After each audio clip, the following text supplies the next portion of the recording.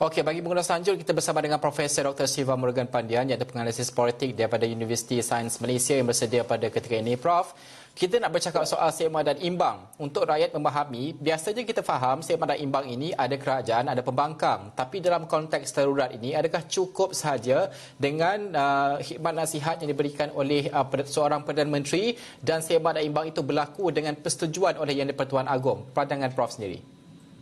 Ya, kita harus boleh menjadikan apa yang berlaku bersama sebagai satu majlis gerakan negara mengakibatkan terbuka oleh pada ketika itu wujud kabinet negara, tetapi soal bagaimana untuk mentadbir urus dan juga untuk memulihkan semula daripada krisis nasional yang berlaku pada 1999 beban yang telah ditanggung oleh Mahathir bermakna kita juga boleh menjadikan itu sebagai satu nota kaki dalam membentuk satu majlis rekonsiliasi nasional sebagai satu badan bebas yang boleh menasihati Yang di-Pertuan Agong supaya ianya menampakkan wujudnya elemen bipartisan ataupun merangkumi tokoh pembangkang, tokoh dari kerajaan yang boleh mengenepikan kepentingan fahaman politik, satu kencatan politik terhasil supaya rekonsiliasi itu adalah bertujuan untuk membantu rakyat dan bukannya untuk mempertahankan kedudukan ataupun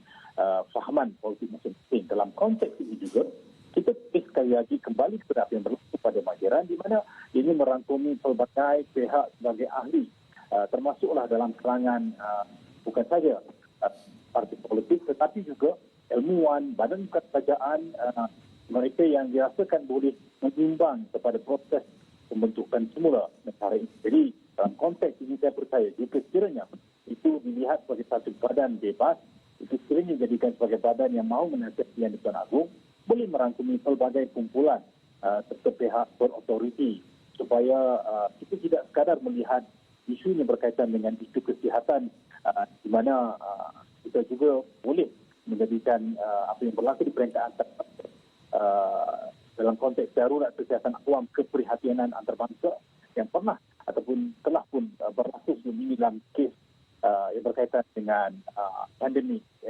H1N1 yang berkaitan dengan wabak Ebola di Afrika Barat ataupun yang berkaitan dengan wabak COVID yang sedang kita hadapi sekarang ini, kita cuba untuk membolehkan badan ini melihat, menghalusi, meneliti perkara yang melanggar kesihatan di kebun.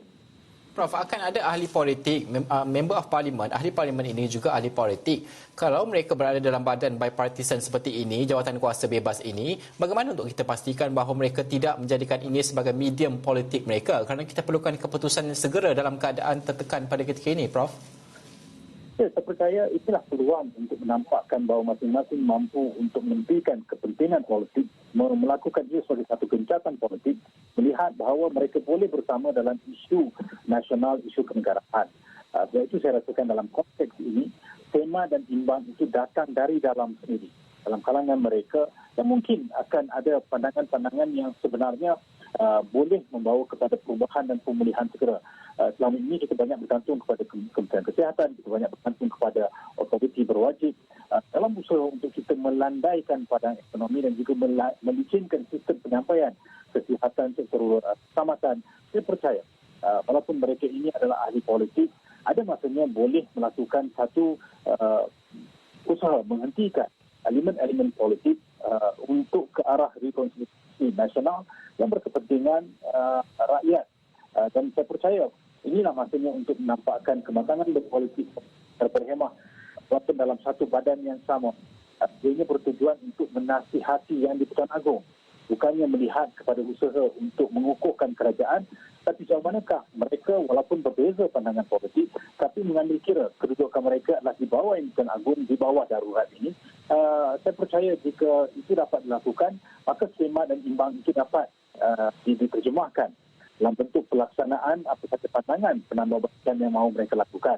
Jika selama ini ada sebagainya di luar kerajaan ingin memberikan cadangan yang berkepentingan politik tapi kini berada dalam satu badan yang sama, saya percaya masing-masing boleh menyumbang dan ini memerlukan nilai komitmen dan rasa tanggungjawab bersama. Prof, ada banyak dalam menyelesaikan masalah dan juga krisis masa, ada banyak langkah dan juga mungkin juga penggubalan dasar yang bersifat tidak popular yang perlu diambil oleh seorang Perdana Menteri sebagai contoh dan juga kerajaan. Adakah selepas ini dengan adanya wujudnya darurat ini akan kita saksikan tindakan-tindakan yang tidak popular tetapi perlu diadakan oleh seorang Perdana Menteri?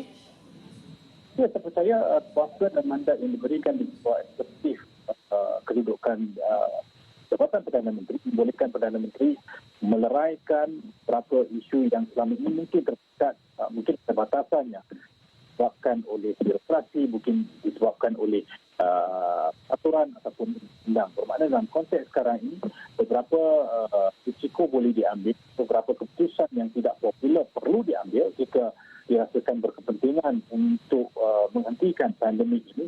Dan juga yang penting adalah melahirkan keyakinan, kepercayaan bahawa keputusan yang dibuat itu melangkaui kepentingan politik, keputusan yang dibuat itu menyertai apa saja kepentingan, tapi berterkait pada kemampuan untuk menangani isu yang mendampingi rakyat. Dan saya rasakan jika kepercayaan dan juga keyakinan dapat dilahirkan dalam konteks itu, keputusan itu akan diterima. Kerana soalnya di sini dilema yang timbul adalah PKP diperkenalkan ketika mana darurat juga telah dimasyurkan.